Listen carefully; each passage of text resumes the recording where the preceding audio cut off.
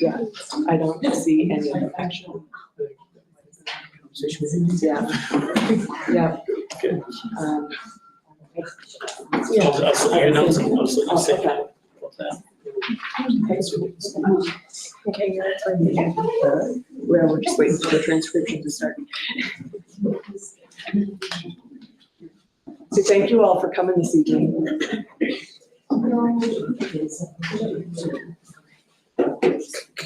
Yeah. Right, pick it first. Yes, do it and then welcome. Let's get everybody together. Good evening. I'd like to call this meeting of the Clear Creek School Board of Education to order. It is 5:30 p.m. on March 13th, 2025. Here. Okay. Here. Here. Here. North. Here.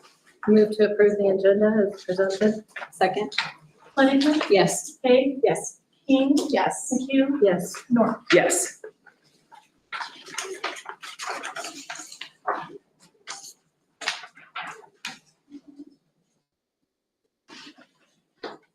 Okay.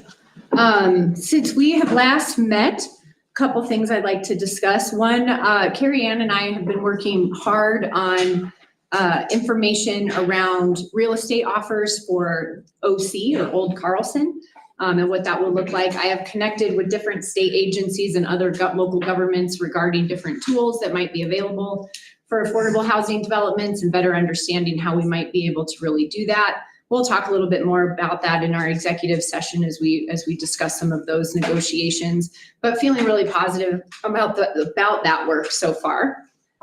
Also, I work closely with the negotiation team in preparations for ongoing negotiations with CCCEA. And kind of in that same vein, I've been fielding a significant number of constituents' questions and comments that have come to me as a result of some social media posts by educators who are on that negotiating team, and brings up a few things that I think are important to address. First, it's widely known and very much celebrated that teachers hold positions of trust in our schools. So when educators spread misleading information during negotiations, it calls into question whether or not we are truly negotiating in good faith. That's a question for our attorneys to decide, but I know that for me, it creates a lot of division that I believe harms our community and our students. In my humble opinion, behavior like that, the intentional promotion of misinformation, undermines the fundamental role of teaching students to distinguish fact from fiction and to act with integrity. Comparing school districts that have nothing in common other than being geographic neighbors does not paint an accurate picture. It certainly doesn't support our shared goals of increasing enrollment, retaining teachers, and being part of a high-functioning team, which I believe we all want to be. In my opinion, presenting incomplete and inaccurate information is dishonest and counterproductive. I also believe publicly disparaging your employer is a very strange strategy that undermines the efforts that we undertake to secure what limited funding we do receive. Not only is that approach damaging to our current efforts to secure funding from our state, local, and federal government partners, but could in fact have the opposite effect as we actively are advocating for fewer, less severe, less dramatic budget cuts. In the event that you are not aware, teacher salaries come from the state and local property tax dollars. They do not come from loans. They do not come from bonds. They do not come from other one-time dollars. State funds currently are on the chopping block in a very dramatic way as the governor's budget calls for the elimination of student averaging, which if that passes means we could lose up to 88% of the funding that comes from the state. Local funds are also decreasing as a result of the property tax legislation that passed last year. And I would be remiss not to mention the federal funds that are next, as our federal administration is actively working to abolish the United States Department of Education. Those funds, those don't do curriculum, those are funds that pay for our most vulnerable students. Those federal government funds the IDEA program, which is Individuals with Disabilities Education Act, and Title I, which supports our low-income students as well as our students with special education needs. In our district, Carlson, King Murphy, Georgetown, and the middle school are all Title I schools. Early estimates show that if Congress approves of the dissolution of the United States Department of Education, $80 billion with a B, billion dollars will be cut nationally. That means that state and local governments will have to decide if they have the ability to backfill those funds. Colorado does not. Clear Creek County does not. This will only widen the educational inequality that exists between wealthy states and school districts and those, like ours, that are far less affluent. Schools are a place to learn how to recognize facts and arguments that are based in science, truth, and evidence. It's very challenging when our own workforce does not hold themselves to the same standards that we hold our students. Perhaps these are times where we should all think deeply and introspectively. Is the grass always greener? Is this the community where you want to live and work? Do we have too many schools in our district with too few kids? Is our staff too big? Are our classes too small? Are the neighboring school districts really that much better? We're in a moment that requires collaboration between educators, administrators, school board members, and the community at large to ensure our financial security, not just for salaries today or even for salaries tomorrow, but for operations, transportation, sports, theater, extracurriculars, clubs, and et cetera, well into the future. And it's accurate to say that this board is looking to ensure that the district will be viable in the future and not the big unknown someday future. The future that will ensure that my middle school daughter and my elementary school daughter can graduate from this school district, like I did, and many in my family. I welcome a more genuine and accurate representation of our district. It's my opinion that that strategy would foster a greater enthusiasm for collaboration and would go a long way to build community. Because as we repeatedly say, what is good for community is good for schools, and what is good for schools is good for community, and false narratives are good for neither. Thank you. I attended the Keith Murphy Chili Cook-Off. It seemed like there was a great turnout, and so that was super exciting. It was great to see so many families involved that evening. I also attended the community meeting on expanding early childhood care in our community. There were some great conversations started, and there is the expectation that those are going to continue over multiple meetings. So it was a really great meeting to be a part of. Clear Creek Behavioral Health Alliance will be holding a partner event, which we hope the school district will attend as well as the school foundation. It will be at the gym at Carlson in May, and we're shooting, I think, for May 8th, but more information will be released on that soon. This will be a great opportunity for the school district to meet with other behavioral health partners in our community to share what we are doing and to find supports through partnerships. Along with Kelly, I'm also a part of the negotiations team with the district alongside CCCEA. We held our first bargaining session on February 28th. And based on that, I would like to say a few things. I would like to discuss kind of the ongoing conversation surrounding teacher pay, and the financial realities we face as a district. Since 2018, we have made tremendous strides in increasing teacher salaries. In just 6 years, starting teacher pay has risen from $32,000 to $45,578. This is an increase to base pay of over 42%. This represents a significant commitment to valuing our educators who dedicate their lives to shaping the minds of our future leaders.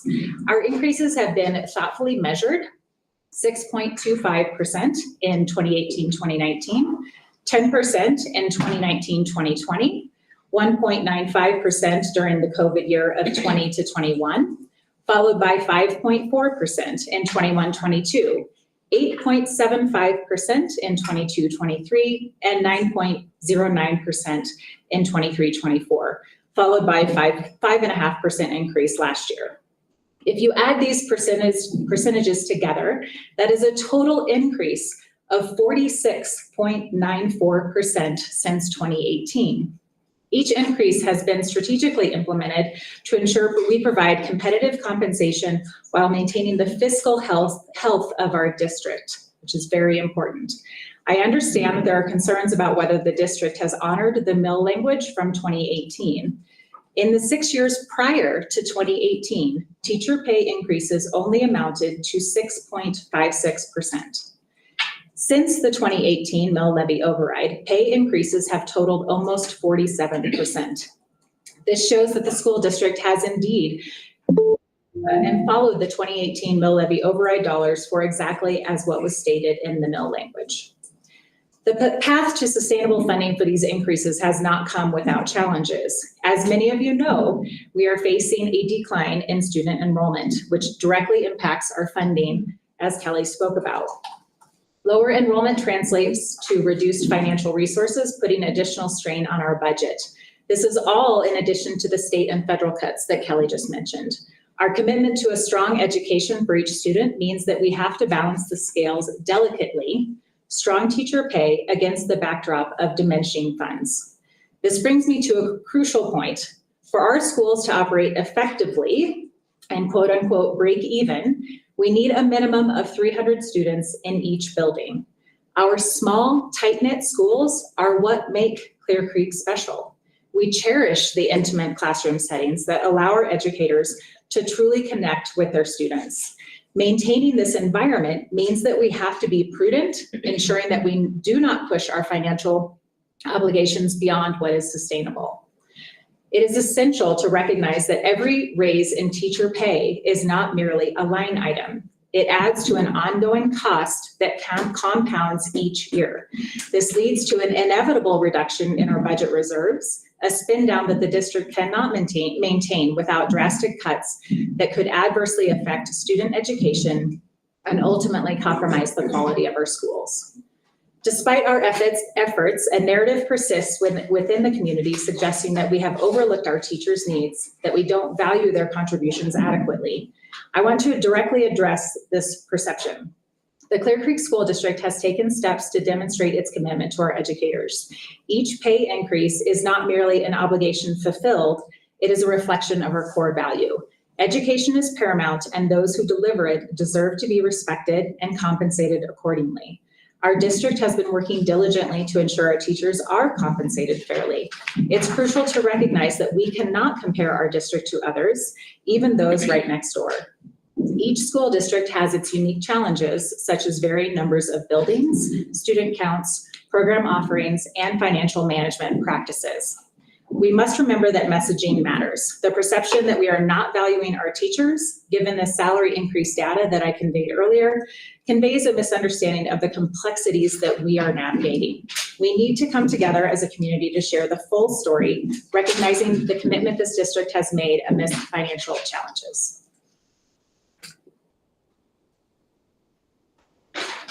I attended the Henderson Quarter One Community Partnership Panel where we were provided with company updates and social performance updates, as well as Freeport and Henderson's water strategy.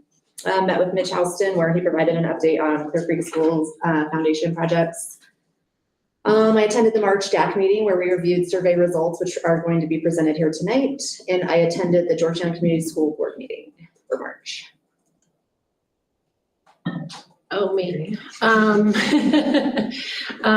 Yeah, so negotiations regarding the OC has been ongoing, and I do think we're moving in a positive direction there.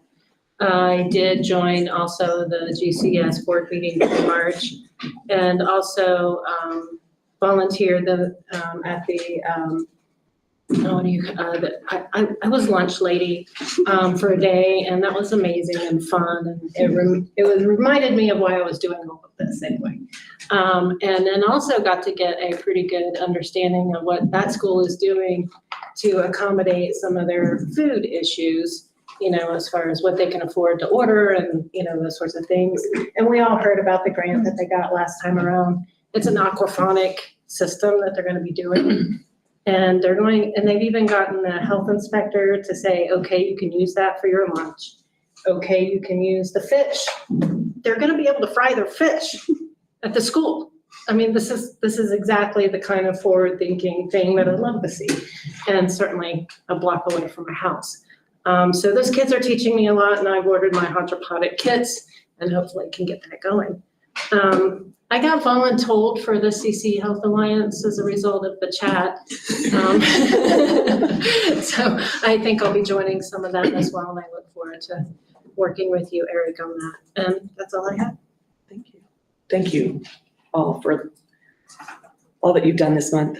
I have not done anything outside of this meeting related to school board, to be honest. I mean, I engage with our students and have been helping my daughter with set design for theater because we have an educator who's out ill, but that doesn't together. seem like it rises to anything that you all have done in work this month, so thank you.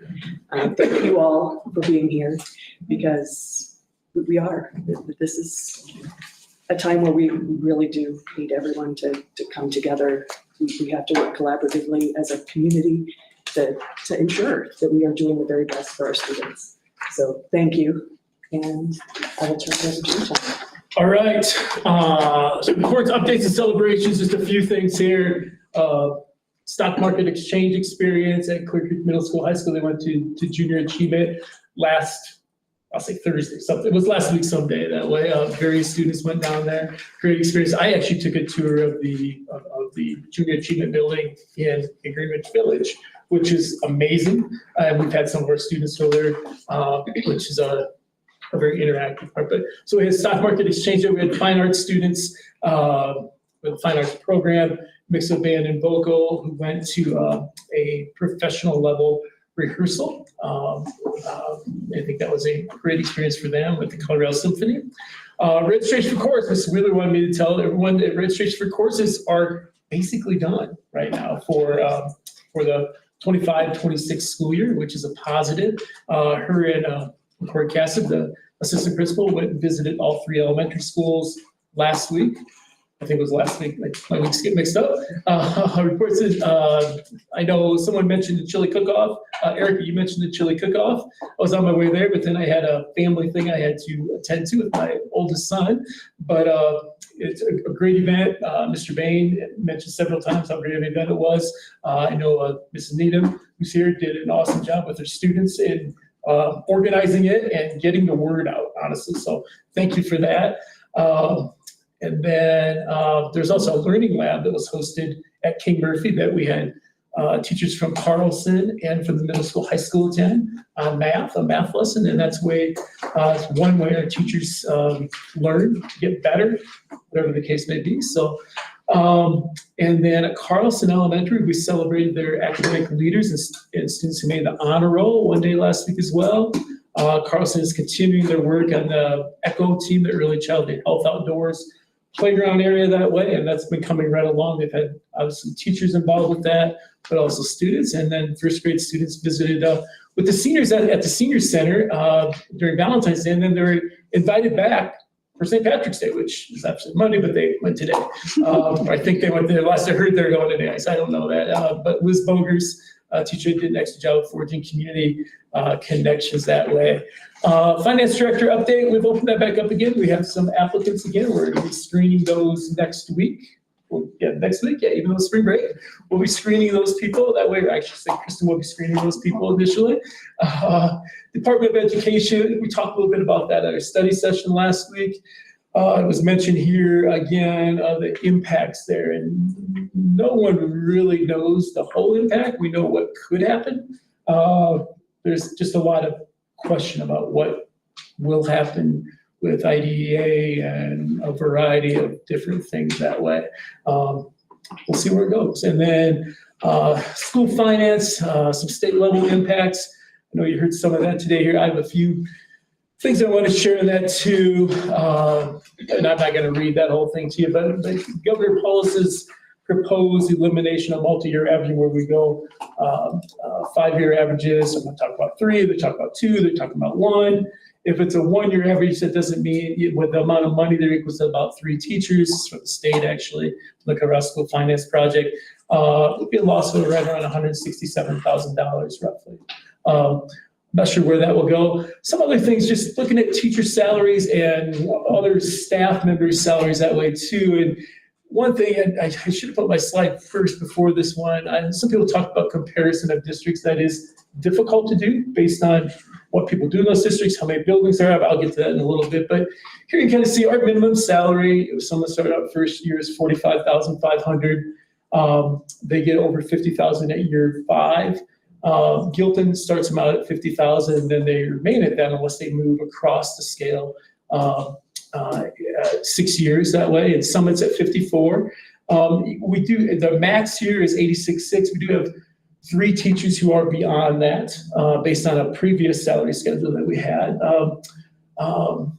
We can move on to the next slide there. I'm not going to go through everything there. Paraprofessional pay, we are proposing a new schedule for our classified staff or non-certified, whatever you want to say. And that has an impact on the starting wage, also how far they will go up that way too. Proposed new schedule, you see the old schedule below, the new schedule above. That hasn't been officially adopted yet, but you can kind of see it will start out at, depending on their role and things like that, they'll start out at roughly $18.55, and you see the other districts there, $18.27 and $21.57. We go to the next schedule there. Custodians and building secretaries. Proposed new schedule would be about $19.62. Gilpin would be $16.27. See the max rates there too, are people can get up to $31.38 in that schedule. You kind of see some of that there. Administrative assistant, I'm just one of the principal secretary. It's hard to compare everything together there that way, but you kind of see the difference there. Custodian, this is food service worker, $18.97 would be the new schedule that way. You see the other comparisons there too. Bus driver, where we're at in that regard at $20.43. See some other parts in that as well. And just what I was talking about before, some things that occur, I think the key to remember from my perspective, you can disagree with that, anyone can, but you have to look at the number of buildings in a district. Is it one campus? Is it multiple campuses? The number of staff that work in those buildings, from teachers to other staff in general, for various positions, the maintenance of the buildings, the staff and maintaining, and then the travel between buildings. And those are just a few things. There's other things you could go on with that, but there's some things I just think are important to point out for clarification, and we can all interpret things in a different way, but I think it's important to just recognize some differences when we talk about comparability as well, just to be, in all fairness to everyone involved with that conversation. That was my last slide, am I right? We have one more celebration here, and actually, I don't know if we do this here. Let's go ahead, Jessica. Yeah, say Kate Foy is here with us this evening. She's been with us for 17 years, and I'm so grateful. Thank you very much. Appreciate it, okay? Thank you. And she is our kindergarten teacher at Carlson. So Heidi Lupinacci is not with us this evening, but she is also at 17 years and is a sixth grade teacher at Carlson. Shelley Hill, I don't believe is with us. No, she is a bus driver and has been with us for 16 years.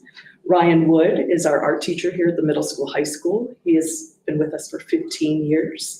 And Angie Tennis, who actually just rejoined us halfway through last year, is now at 15 years with us as well.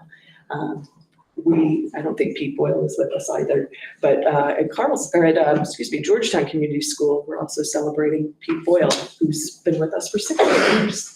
So during Teacher Appreciation Week, we will also be celebrating all of the years of service. But thank you for coming so we could honor you today.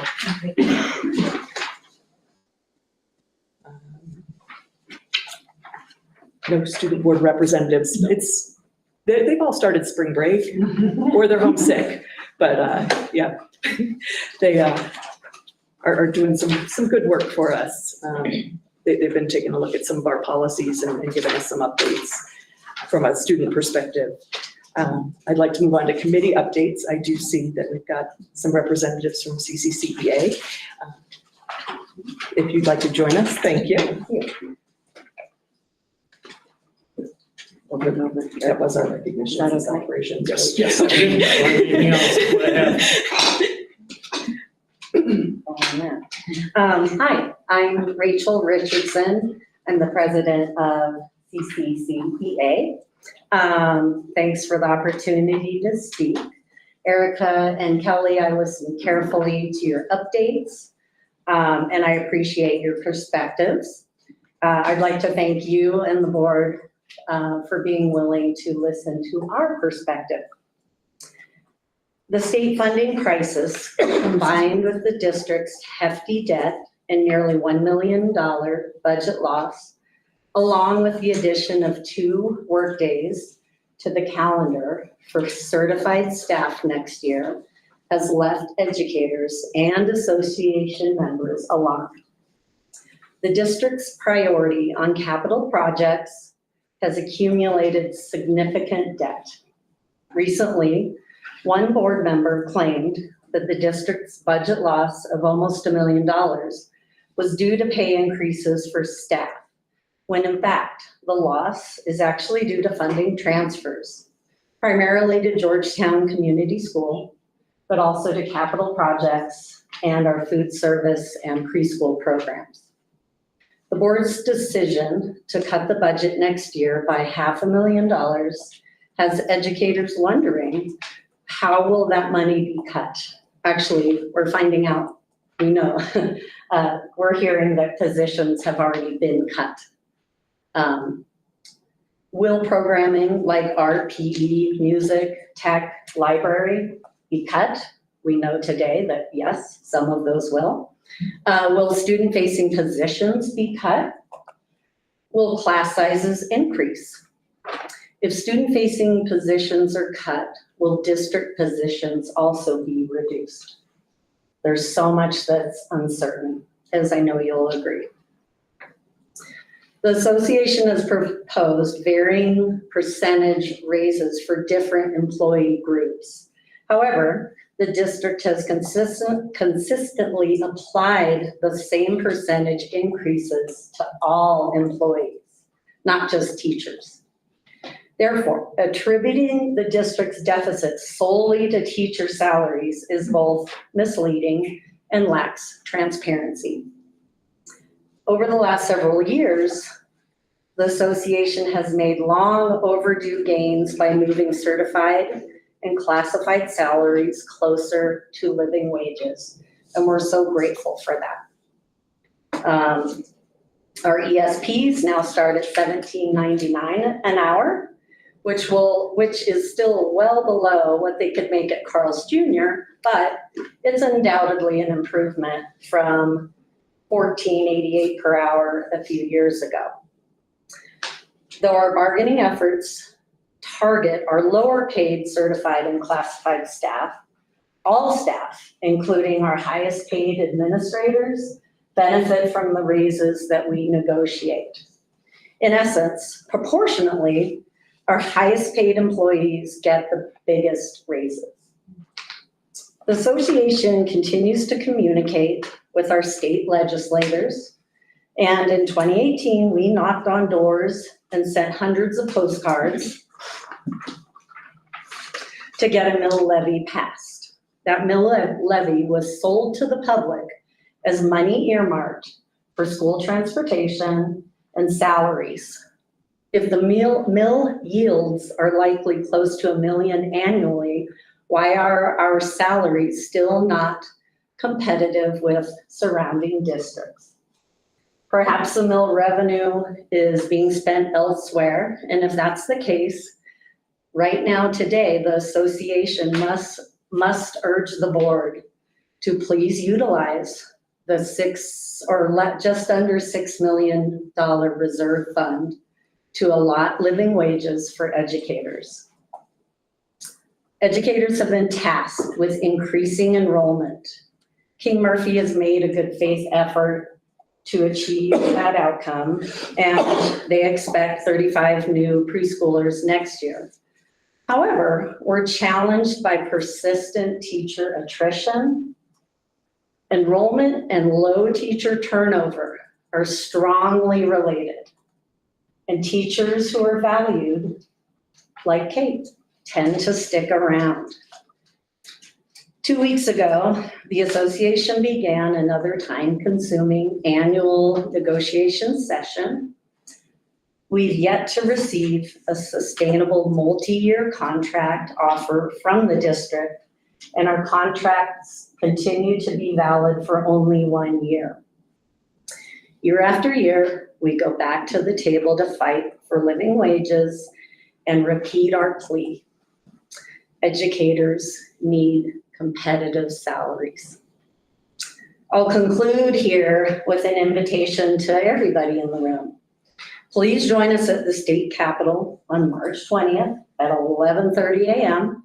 to advocate for no more cuts to education and march to ensure adequate resources and support are provided equitably across Colorado to equip public schools and their students with what they need to be successful. Thank you. Thanks. Say, I know we've got several DEC representatives.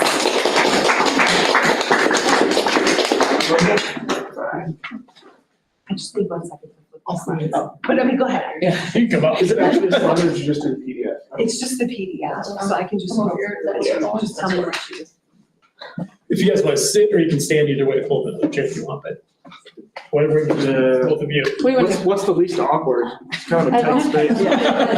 However you- Like just in the front? So whatever you think. So we So can people slide see in the back of my chair head? for you. Okay. But thank you, Katie and Alec.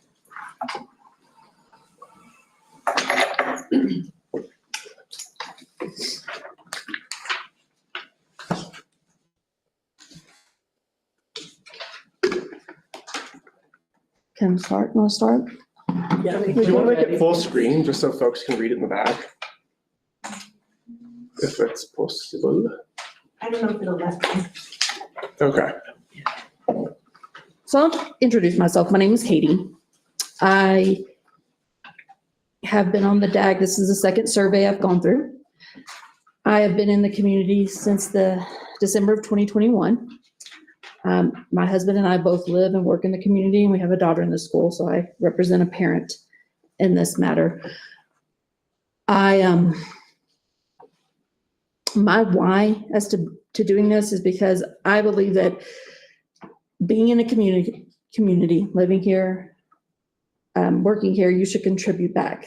And this is my giving back to the community. That's my why. I would like for you all to think of your why.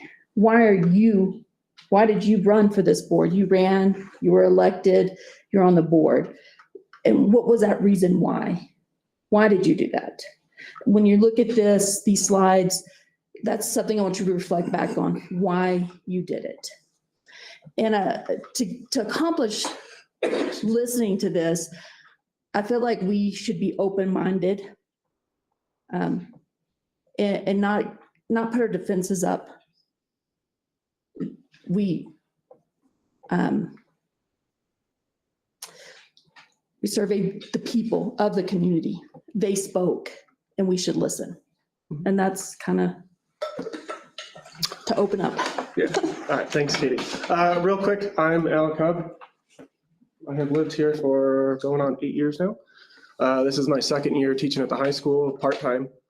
Prior to that, I was at Jeffco for 5 years full-time, took a year off when my third child was born to stay home. And then last year is when I came back to the classroom. I have been on the DAC this is my third year now. I wear many hats, as many people do in a small community. I am a teacher, I'm a parent, I am a community member, involved as much as I can. And that, again, piggybacking off what Katie said, like, I don't want to be the angry old man on the sidelines yelling. Get in the game, be involved. Whether that means getting employed at your local school, working with the children, being on the DAC committee, helping out in that way. That's my personal why. This why is meant to represent a more formal, what's the role of the DAC and why are we here? This is verbiage from the CDE. We're here on behalf of the DAC. This isn't just us two. Recommending to our local school board priorities for spending district school monies.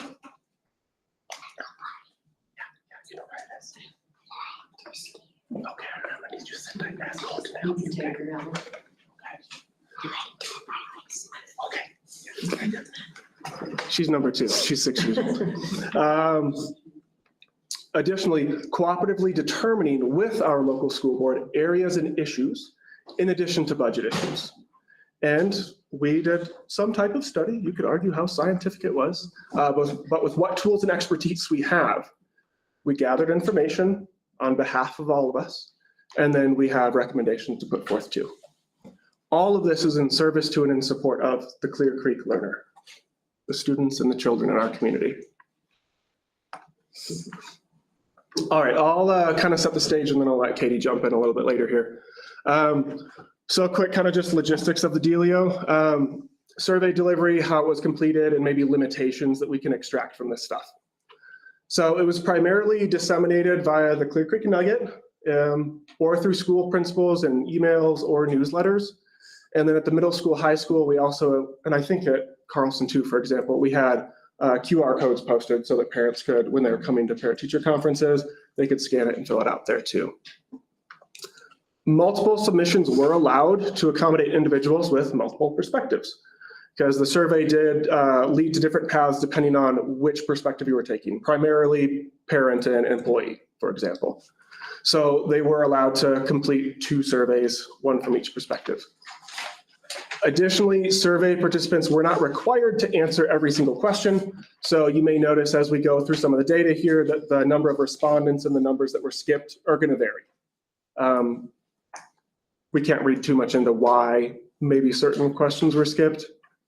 If they felt it was awkward or inappropriate, we don't really know. And then ultimately, in the end, whenever we're looking at data, we should be considerate of response bias. People that have strong feelings tend to reply to things. In addition, the way that we were able to disseminate the survey doesn't necessarily reach everybody.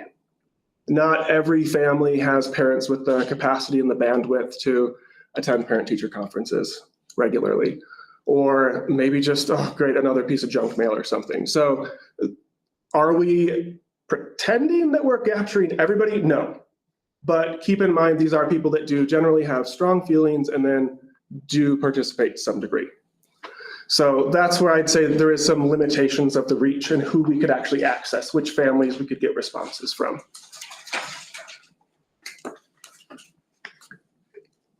Want to take it from here for a minute? I mean, the numbers mostly speak for themselves. It does. So parents, 130 parents.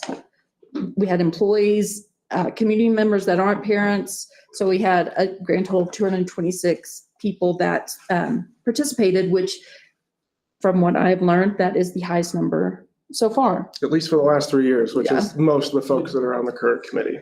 I think we can get better at that and more ways, creative ways to get this survey out to community members and parents. Mm-hmm. Okay. A little more on the breakdown that would kind of propose geographic region, or kind of which constituents maybe are a little bit more able to participate in such a survey. All right. Not a whole lot to elaborate. Yeah. Keep on scooching. And then a breakdown by school. So the big red one, not applicable. That would primarily be staff that maybe do not have students here. So that question is not applicable. Or potentially community members that maybe don't currently have students attending here. Otherwise, some of our largest participants, King Murphy, the high school, and Carlson.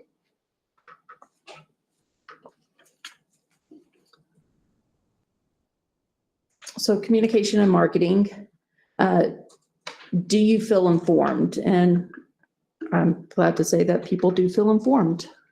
And again, touching on the bias, these might be the folks that tend to be a little bit more engaged and tuned in. So take it for what it's worth, nonetheless. Communication and marketing information source, where do they get their information? And it's either social media or none of the above of our tops. Yeah. But social media probably is a big one. I would assume. I personally get mine from social media.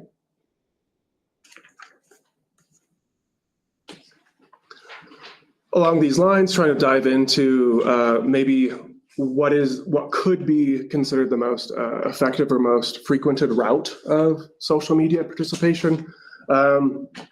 Maybe unsurprisingly, I mean, given generational shifts, folks that are still kind of on Facebook, that kind of means you're older or of childbearing age. Kind of offended, but hey, I'll let it go. I'll let it go. No offense. But Facebook, Instagram, those seem to be the most. And then also a big chunk of none. Good for them. So the last question of the survey was a free form, wide open. Is there anything else you want the school board to know? Respondents were able to put whatever they want for as long as they want. There was no word count limit. So in perusing the free form data, Hunter and others coded the data for reoccurring themes. So primarily through searching for either words that would appear frequently or near synonyms that would appear frequently. And this is a verbatim quote from a family member, presumably, that entered this. And I'll just give you a moment to read that.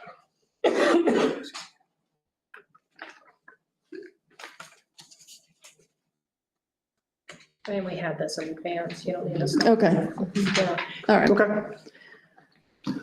Transportation. Another topic we thought that we could explore to see how families how they interact with the current transportation structure we've got in place. Here's a quick snapshot. A large majority of our students are not bus riders, so never or rarely. And then also a large chunk that actually do depend on it. This was the. For the activity bus. Activity bus. The large chunk, again, never, rarely, or they do 4 days. So it's a either or in transportation. And then to athletics. This one's a little bit more of a mixed bag. It was asking if students could participate in athletics without a bus. A good chunk said yes, some no, and not applicable. So fairly evenly sized. If we asked if there was a transportation fee cost, would it prevent your child from participating? And 32 people said yes, 63 no. So I'm not sure. And then another few quotes from the freeform feedback from parents.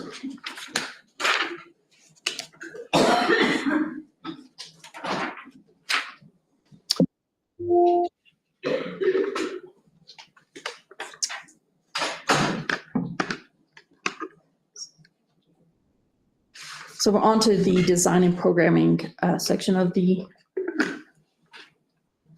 Yeah, so for this question, this was a ranking. So consider all the elements that were presented to you and rank them in order of priority. Programming that supports academic needs was ranked the highest. Then programming that supports post-secondary goals. So that would include either some kind of post-secondary training, could be trade school, university, community college, what have you. Next on the highest priority was elective programming. So that'd be like your arts and physical education and some of those more, the classes that kids come home and say, I like. Let's be real. Okay, we don't have recess, but you know what I mean.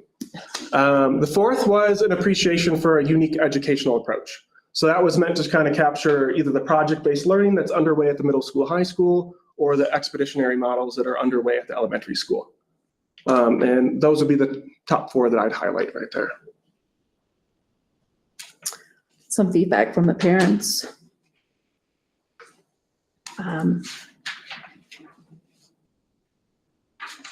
Yeah. It speaks for itself, and we need teachers, we need for AP classes, high school needs to offer more classes,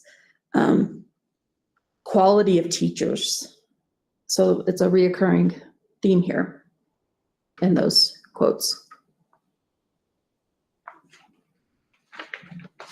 Alrighty, culture and climate. This one, it was a much larger ranking. It was a little, those are all the topics. So it was a little overwhelming trying to stuff it all onto one slide with the bar graphs. So there it's a little bit more spelled out because it's a little bit more abbreviated here. So the top four priorities were effective teachers and staff, feelings of belonging, safety and cleanliness, and teacher and staff stability. Those are the top four. And some parent feedback. Effective and stable teachers, paying teachers a professional wage. Student success should be more important than buildings and buses, you know, and so on. Oh, and there's more. And then for belonging and safety, Safety, I would think safety is a big concern too. So that's a pretty fair representation. and then stability. This was the highest reoccurring theme that we coded for in free-form responses. About a third of responses mentioned something like this. Some responses did code for multiple themes, but this theme was by far the most prevalent.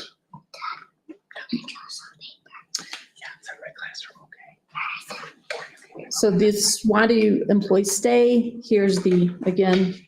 So this would be an employee-only question. So based on which perspective you selected initially, it would funnel you towards that one. 64 respondents, that's pretty high participation rate with our staff. And the top one was 4-day-a-week. Relationships with students was the second. So these were factors that are currently reasons for them to stay right now. An appreciation for the 4-day school week, a high value of the relationships they currently have with their students, the professional autonomy that our in-building administrators generally give to us in the classroom, and then having smaller class sizes is generally nice too because of the relationship building. So those are the 4 highest stay factors is another way to think about it. And then the staff feedback. So this was from only the staff, and 25 of the 40 free-form staff responses were coded for pay or benefits.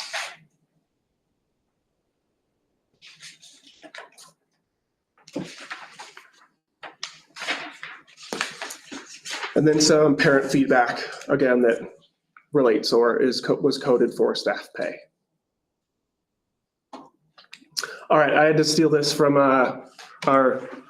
he's a Clear Creek alum and returned as our principal for a brief while there, and then was recently rehired like a week ago to fill that vacant math position. But Chris Gold liked to use this last year at nearly all of our staff meetings. Charismatic guy, unlike myself, but he always loved to frame everything about this can be the moment where you have a significant turning point, marked by an introduction of transformative tools. So this was often used when we were reframing project-based learning trainings, or where we can take from it maybe is ways of thinking, energy sources, how we put our energy in, and making that change happen. All right, so with this Promethean moment, are we meeting the moment? Are we serving the Clear Creek learner? Do our actions align with our words? When we put that little banner that says Clear Creek School District RE1, best educators, empowered learners, and visionary district, are our actions aligning with those words?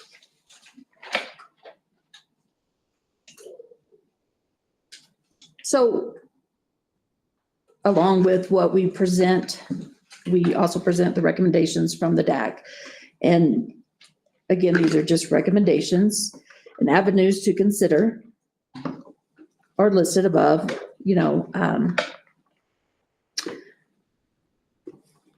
Marketing dollars, I know that doesn't, I know it's a small amount, but it's still money. Revisit positions established with grant funding that has since gone away. So now we're having to pay these people. We no longer have the grant money, but they're still on our payroll. That's something to consider. It's not about the person. Again, it's about the whole when we look at this. Reach out to constituents to solicit ideas for alternative sources of funding. I'll add on that a little bit. So through our discussions, we've got our DAC committee has grown quite a bit this year. Yes, it I feel has. like we've got to be like 12 or more now. Mhm. But that's a pretty vast reach in the district or in the county. And through discussing this stuff, like we have a lot of talented people that live here. They don't necessarily like work here, But we have a lot of talented people that live in this county that care a lot about this county and the children that live here. A lot of those people can be really creative and have good ideas that we don't have in this building too. So that is an avenue to consider. Solicit ideas from folks that maybe have experience fundraising, whether it's in the nonprofit sector or elsewhere. Think creative. Next to a little bit more like governmental stuff. One option that popped up more recently was looking into the feasibility of an education enhancement tax. So yes, we do look different than Gilpin, but in 2008, Blackhawk, I believe it was Blackhawk City, right, only, City. not the county, but they voted to impose a specific tax that was labeled for education only. It's an option. And another option would be to consider a mill levy override or something to that effect, similar to what we did in 2018. Questions to consider before we were to ask, as we consider these avenues and ask questions and poke and prod, things to consider before putting something to the community is how faithfully have we executed previous decisions? Were the dollars from the 2008 mill levy override allocated? How were they allocated over the years? If in the ballot language, the first bullet item is attracting, training, and retaining high-quality faculty and support. Okay, what portion of those override revenues, how were they distributed? Because yes, it does say educational purposes, including but not limited to. At the time, our local newspaper presented it using this verbiage. So this was part of the voter guide. This is how it was presented to voters. And in a separate article.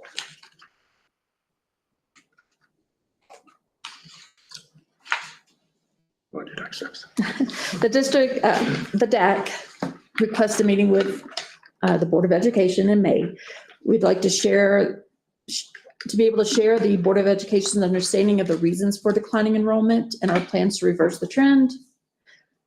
Share the breakdown of the 2018 mill levy override and share detailed plan to increase teacher pay. That's it. Thank you. I have a question. Can Sure. we get all of the obviously anonymous, Yeah. free-form comments? Yeah, Tom should have access and so should Marcy for that matter. Yeah, absolutely. I have mine. I can send them. Great. Thank you. Yep. I think I have mine. I have a couple of questions also. I understand why you highlight the 27% that is concerned about pay. Can you summarize maybe the 73% of the other comments? That'd be like 96 responses. No. The coding is also in that document too, if you'd like to see it with the free Yeah. responses. My other question, are you aware of whether or not there is current ability to do another mill levy override or whether we are maxed out? I am not. We are maxed out. Okay. That's good to know information. It was my very first question when I joined, so, yeah. So, yeah, we're facing limitations that the state puts on us, so, but thank you for that information. The one thing that really stood out to me was the why do employees stay? And I really love that the top four are things that we have done together as a board. The 4-day work week, working on relationships, professional autonomy, keeping class size small. Pay is in the bottom 5. So again, I thank you for this feedback and we are, I think, in alignment. We really do want to make sure that our students are getting the very best opportunities. So thank you so much for this data and the time and energy that went into the survey and the ideas for where more dollars could come from. There are some creative ideas there. I appreciate that. that word. And yes, any help and assistance that anybody in the community can help us with on how to get more students into our district. And honestly, I don't think it's about money so much, and it's probably a lot bigger than us. But I think that there are things that we can all do to help explore those ideas and bring them to the surface that maybe haven't been brought there yet. It's not up to the school district to move families into our district. That's not our job or even our ability. But I think as a whole, as a community, maybe we can look at some of those efforts. Because obviously our families are moving away. It doesn't have, they're not moving away because the district sucks. They're moving away because they can't afford to live here. I think that's the county itself has issues, Right. but It's a bigger issue than what we are able to harness and take care of. And we have looked as a board at just declining student numbers, not just at the county level, at the state level, nationally. We just have fewer students. Less babies. Yeah. Less babies. Our kids aren't having kids. I got 3, I did my job. Even got an extra. But I mean, I did- it's about thinking outside the box. And when I thought about presenting, I was like, what can I do? It's thinking outside the box, and it's trying to help our kids keep the teachers, because I know just with what you mentioned, Mr. Gold, Mhm. having a remote math teacher was very hard on my student. And I appreciate him coming back and trying, but we need more. We need more of that. We need the teachers here. We need teachers that want to be here and want to stay here to build onto the program, because new teachers every year don't build onto our program. It's a start and then they leave. And then when new ones start, we want to build. Our attrition is actually pretty low. Yeah. And we have failed as a district to get that information out there. And I think that is the next big push that we need to get out there. We have teachers that stay here for a long time. We don't have teachers, the percentage of teachers leaving are not comparable to the percentage of teachers that are leaving in the other districts. We have some really amazing people that have come and stayed, that are here with us today. And that's it. We want to celebrate that too. Oh, yeah, absolutely. But yeah, we have some pain points for sure that seem to be on repeat. So, yeah, we'll keep doing the work, and we've got a great team that are, doing interviews, and So you guys are coming back in May? Is that what I'm hearing? they would like to. Okay, so the next agenda prepping stuff, that sounds great. I guess if invited. Yeah, exactly. Thank you. Thank you. Thank you all so much. Great. I don't think we've got anybody from Georgetown here today. No, At the but high I was doing school, Georgetown things. PTA from Carlson. About PTA from King Murphy. So I see parents, but I wasn't sure if you wanted to make a comment. Yeah. Jacob Wolf. Jacob Wolf. I think it was it last month? We were in front of you guys as well. Maybe two. Sometime. But as you mentioned, we had the chili cook-off, and I don't know if you participated in the silent auction, but the silent auction also Looked at it, I did not buy anything. those 2 items together, between the chili cook-off and shall we say tips or whatnot to the different funds together raised about $4,400. So what we're looking to do with that money is we're reaching out to the teachers to try and figure out, is there anything they need for their classroom? Do they need different furniture, rugs, just whatever? So hopefully some of that money can go to that. In the coming months, we're planning an end of year carnival as we typically do. And as well, we've got just a few other activities. We call them party boards, but where we get anywhere between 10 to 25 students coming to like a painting on a Sunday or a smoothie and something, just to kind of get the kids together, help raise some money for the PTA so we can help the students and the teachers. But what you had mentioned, we are trying to bring the community together. It was an opportunity. We did the chili cook-off the night of a basketball game or games, just to be able to, again, bring all of the community together, have some events, have some fun. We are looking at next year's movie night to be during a cross-country meet. So the last 2 years, we haven't been able to plan the two together, but we're looking to make sure that if we can have the community come to cross-country meet, maybe they can stay for dinner, the movie, whatever. Again, just to be able to bring the community together, make sure that we're doing our part as the PTA and the school to make sure that we're reaching out to other schools and letting them know that we've got different things going on. So that, I guess, is kind of Thank you. in short. I think I mentioned to you last time that I was the president of the Carlson PTA until this year, and we loved the partnership at the carnival at the end. And so if that is something that the King Murphy PTA would consider, I would be very happy to email you the new president so that you could make that connection. It was a great way, I think, to kind of build community and get these kids to know each other a little bit. So if that's something you are interested in, I would be more than happy to make an introduction. Yes, please. I'll get you my information after the meeting. Yeah, thank you. Thank you. Thank you. That's right. Would you like to speak for the booster club? Booster, or whatever you want to do. Okay, I'm not gonna go up there, but just real quick I'm Pam Ginter, I'm on, staff, I'm here with Clear Creek High School, been in the district for many years as a parent. For the PTO, just they're still kind of forming and getting things going. But they did raise some money, and we are getting the graduate yard signs for all the seniors this year. We're providing that. Kind of bring something different into Clear Creek High School.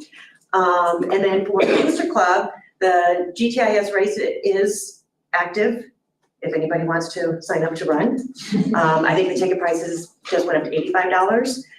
As of last week, we had about 200 registered so far, which I think is pretty close to on track is what we typically have. We will be reaching out here shortly for many volunteers, so just pay attention to your emails. And we are looking at an app that will put Clear Creek High School pretty much out to the community. So once we get more information on that, I will let you guys know. But it's kind of exciting because not only is it communication with our students and parents, we can actually put communication out there for businesses to advertise on there. People can click right on there and look up where a business is and even their menu and stuff like that. So we're looking at for not only a fundraiser, it's something that would be ongoing, but it's also to start really getting, people about even the community have complained that, oh, what's going on at the school? And then, oh, we didn't know there was a game tonight. So this is something that everybody can get the app and they can see what's going on. So that's it. Pam, remind me again of the date of the marathon. It is August 9th. It's the second Saturday in August, just in case I said the wrong date. I just got the email. It is nice, And okay. Pam, I'll talk to you after spring break about an app thing with our school, too, with events. I'll talk to you after spring break. Nothing major right now, so, right? Okay. Pam, I did speak to Georgetown and they're receptive to the use of the parking area. If we need to make introductions or bring you in any way, if that helps. It could, and I think the other thing is we didn't, last year the construction over the TMF was done, but it was too late to where our race director at the time could coordinate using it. Sure. So I don't know if you guys can maybe think about it. Moving the buses for that weekend, and I don't remember, Jessica, you and Ryan ran that when we did it a couple of years. How many cars do you think we could get in there? I mean, I think quite a few. Yeah, I mean, it's fewer now that there's construction up there.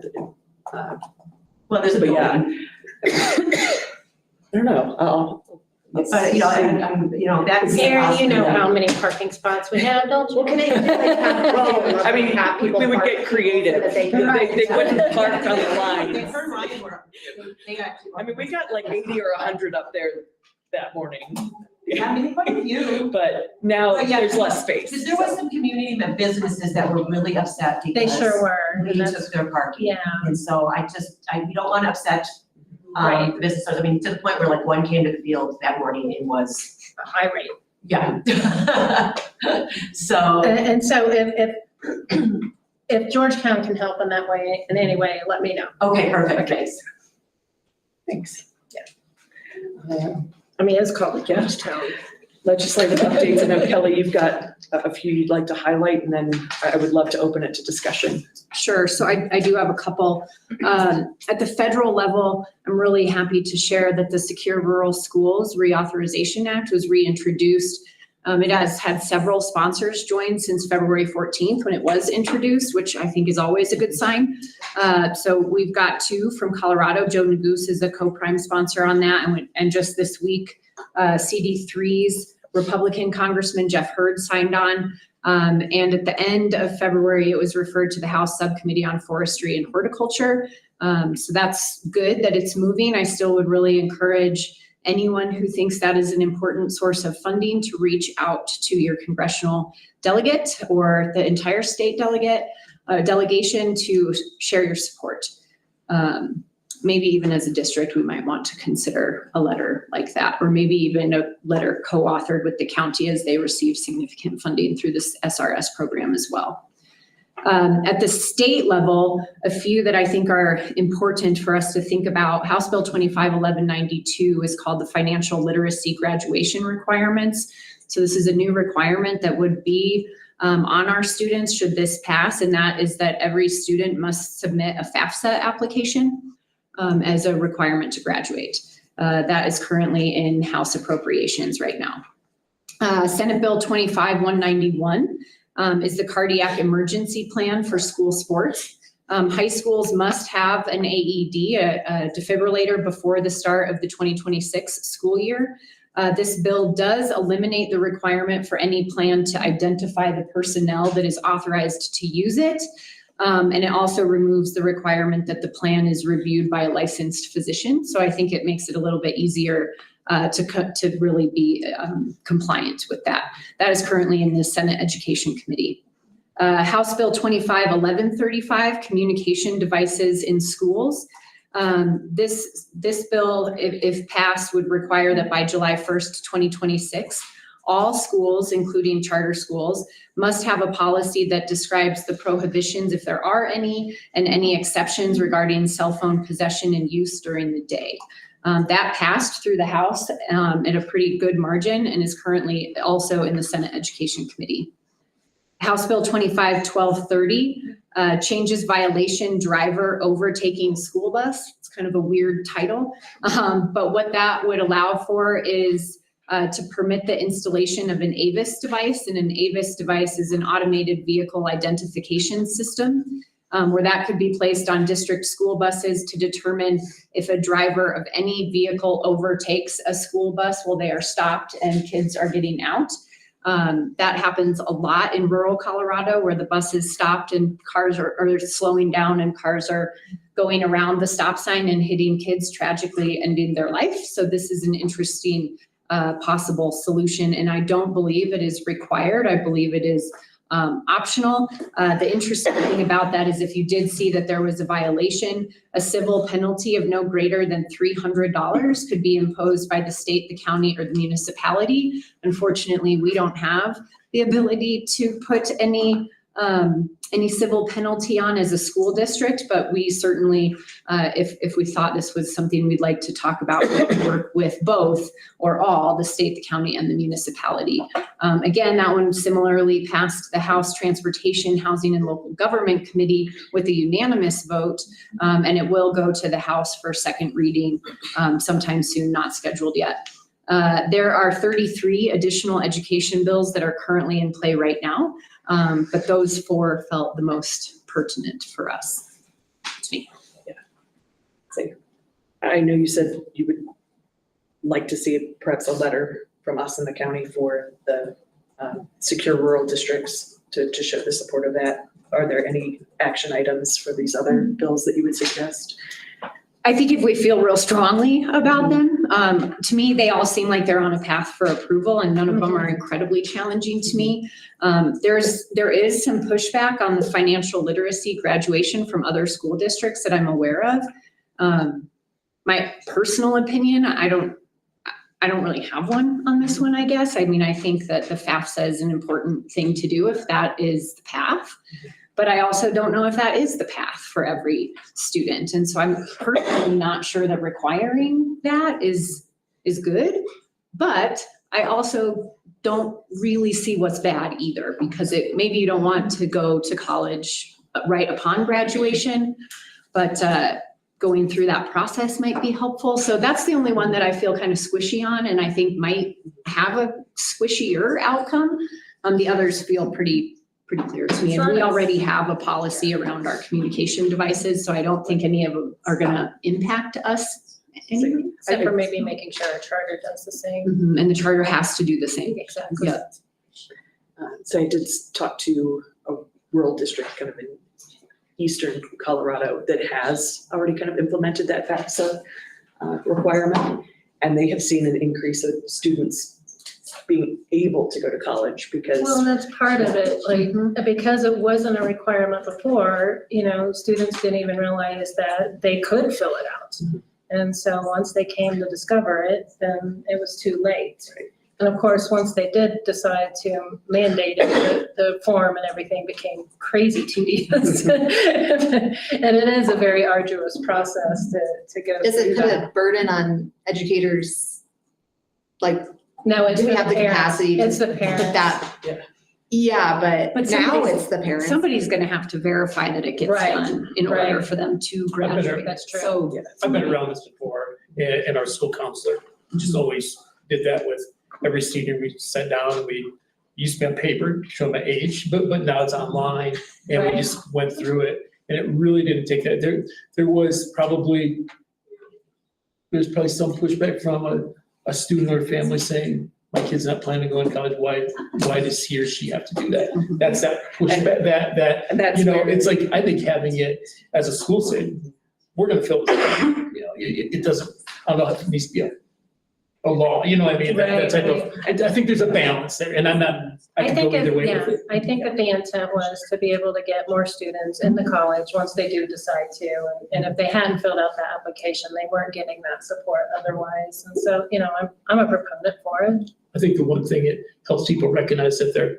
maybe are funds out there that I Right, didn't know Right, that I qualified for, right. if that makes sense. Yeah. Well, I think it's all really kind of couched under financial literacy and how, there's a big push to do more of that. So I think that's how they're also connecting that, is that even going through the exercise of filling that out, you do have to have some level of financial literacy to actually complete it. I wonder if we could look at it as part of our personal financial literacy course that all seniors are taking. That would be a good spot if the law Yeah. passes. So we could slide it in. That would fit. Right. Perfectly. So, I mean, it just feels like it could be a good fit. And I know that there are some caveats for those families that aren't willing to share their information, that there's alternatives, I think, that they're offering so that, students aren't held up from graduation. So that would be the biggest, it's just, that there are always those, situations that, we need to be aware of. I think. So I would be happy as like a follow-up item, if we decide, I would be happy to reach out to the county and see if they're planning on doing anything around SRS. And if they are, can we coordinate? And if they are not, I don't know what the direction then would be. But I'm happy to kind of help with next steps. Thank you. Any public comment? Yes, we have Alicia Needham, who is signed up to talk about King Murphy education. Excellent. Are there any other lights in here? Just so I can see whatever it is. It'll take a while. No, we could all spotlight. Yeah, we can all put the flashlights on. Well, good evening, and thank you for allowing me to speak tonight. Recently, I've been reading a book by Matthew McConaughey. Perhaps you're familiar with it. It's called Green Lights. If you're not, I hope that you have the opportunity to read it. It's about recognizing obstacles and learning how to navigate them, as well as seeing big picture situations and connections. And I'm not here tonight to suggest that we have a book study. I'm here to make a personal connection with you. I'm here to talk about the big picture challenges that our district does have, and more importantly, how we move forward to create green light opportunities rather than red light opportunities based on fear and sort of just lack of momentum. I am Alicia Needham, second grade teacher at King Murphy Mountain School, and I've been here for 8 years. I have 18 years of experience that span over Cherry Creek School District, Denton ISD, District 20, Brighton 27J, so I understand education. I represent the educator that you would like to retain. Green light versus red light, what we've lost. I started here 8 years ago, and during that time, we had 150 students. Green light. A full-time instructional coach, a reading interventionist, a Spanish teacher, a librarian, 2 secretaries, 3 bus drivers, at least 4 para-educators, including a special education para-educator. Green light. Today, because of KM's commitment to helping our whole district, we run lean. Our student population remains at around, roughly, check my numbers, 150, including preschool. Green light. We have significantly fewer front-facing, boots-on-the-ground educators in the classroom to support them. Red light. None of those positions I just listed exist anymore. Gone. We function on a skeleton staff. Red light. Teacher salaries. Then and progress. From 2010 to 2018, it's my understanding that teacher salaries were stagnant. Some teachers mentioned only step increases, no wage increase. In early 2020, 2023, 2022, salaries were approaching a bit more of a comparable salary range to other districts. That was a green light. We started retaining our teachers. Attrition was previously 60% at the middle school, high school. So in that 2010, early 2000 area, we were looking at 60% attrition. So green light. Attrition, particularly at KM, stopped or remains really great. Momentum and culture began to flow. People began to come. Parents began to say, I want to take my student to KM. So I ask, with a $500,000 budget decrease, what if we inventoried our non-classroom positions and made a plan to achieve our vision? What if we invested in educators and offered competitive salaries? What if we analyzed the capital budget and personnel budget and adjusted to be Thank visionary? you very much. You've reached your 3 minutes. I'm gonna finish by saying this because I feel like I need to speak to the community. Because if cutting teacher salaries and student-facing positions is our only answer, we have lost sight of what really matters, and that's our students.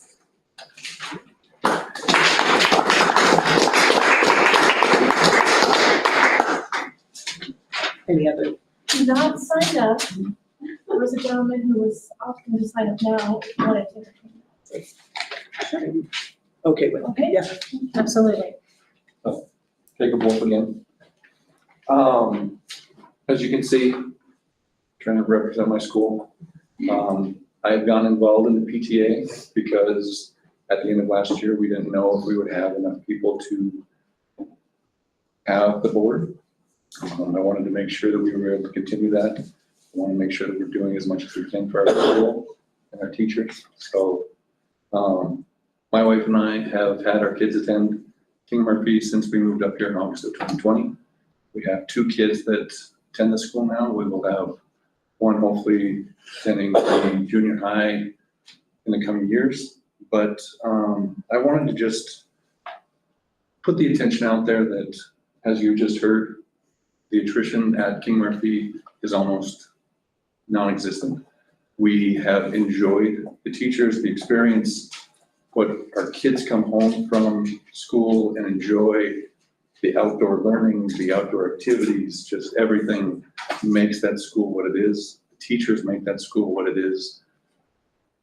I would just encourage you to think about what retention means.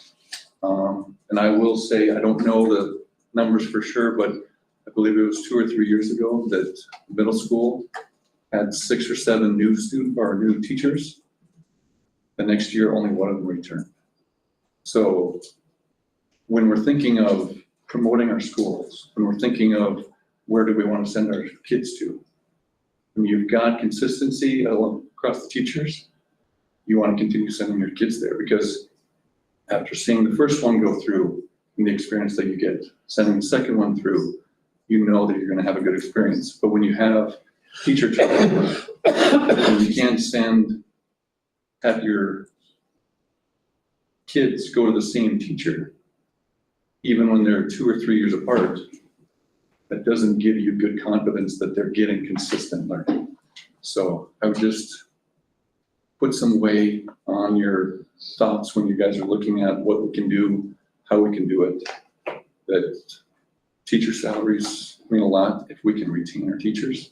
If we can't retain our teachers, we really don't have a school to go to. So, thank you.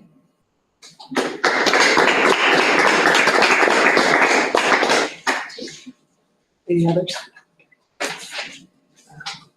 Go on to budget work. On budget work, I honestly don't have a lot to add. We've been talking about the budget with a variety of different things today. We've been working on, from last month, talking about reducing by $500,000 or more, whatever the case would be. We've been working on that, have been moving things around and seeing where we're at, looking for things that aren't impacting students directly, and a variety of things in that regard.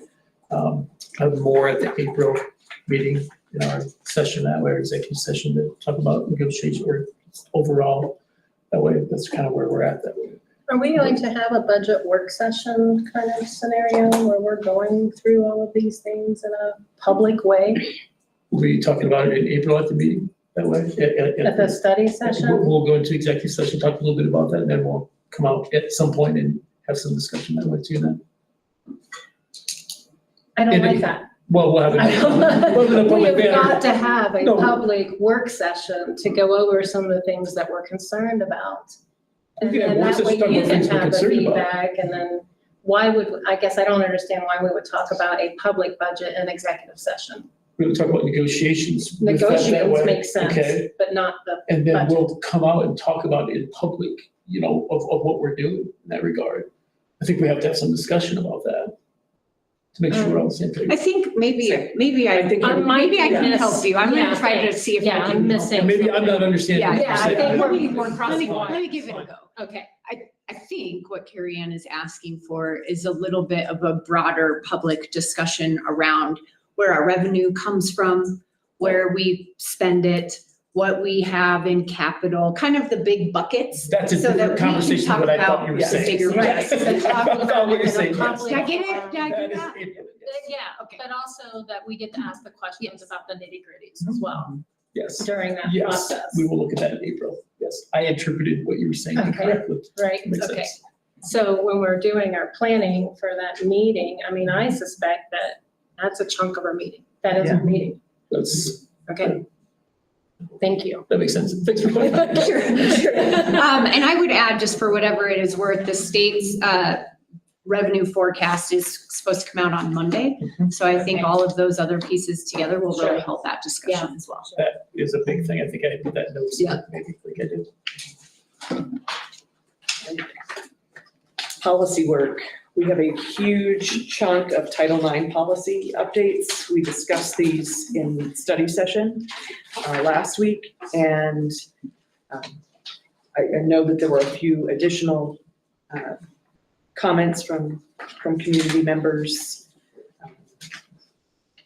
So I don't know if anybody has questions or concerns about those. Were the comments, considered and implemented? Yeah, are we seeing those new things in the red lines? Those are Or is that something we need to implement after discussing the policy and maybe not doing a first read? Were those implemented in this read here? Correct? The one was a typo and that was Yep, corrected. that was correct. And then the other three, I'm not sure.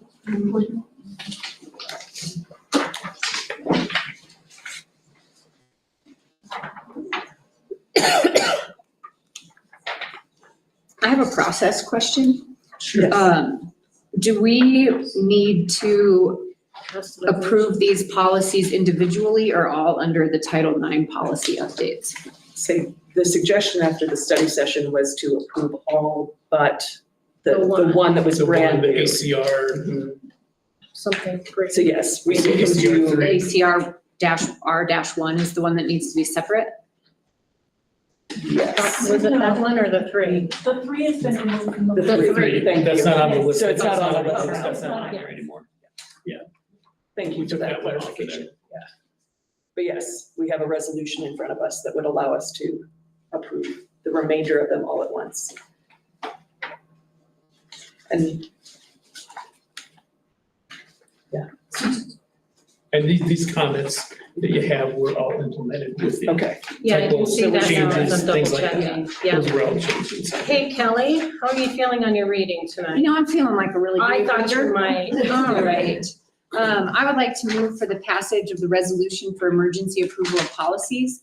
Whereas Title IX of the Education Amendments of 1972 prohibits discrimination on the basis of sex in education programs and activities receiving federal financial assistance.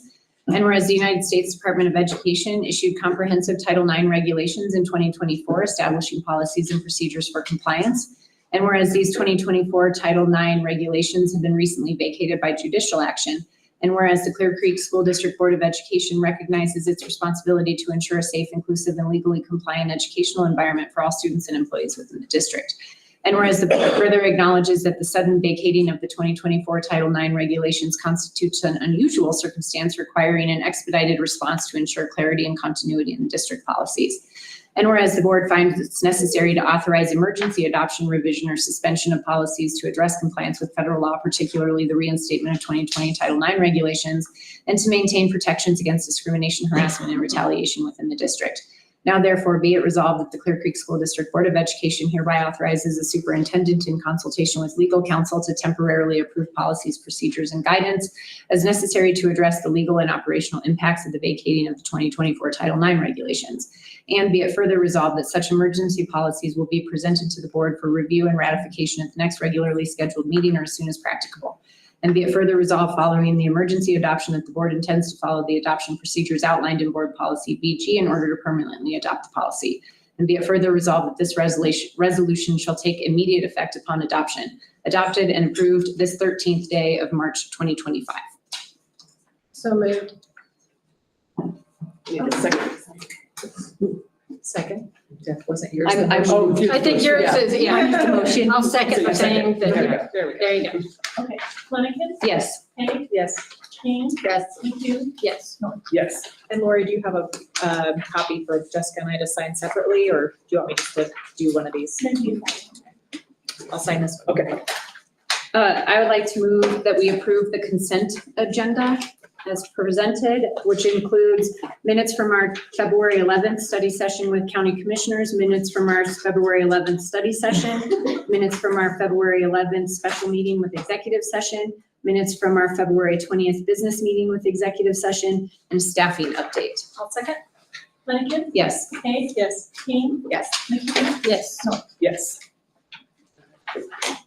Are there any future agenda items that you would like to? The budget discussion. Yes. Budget. Yep.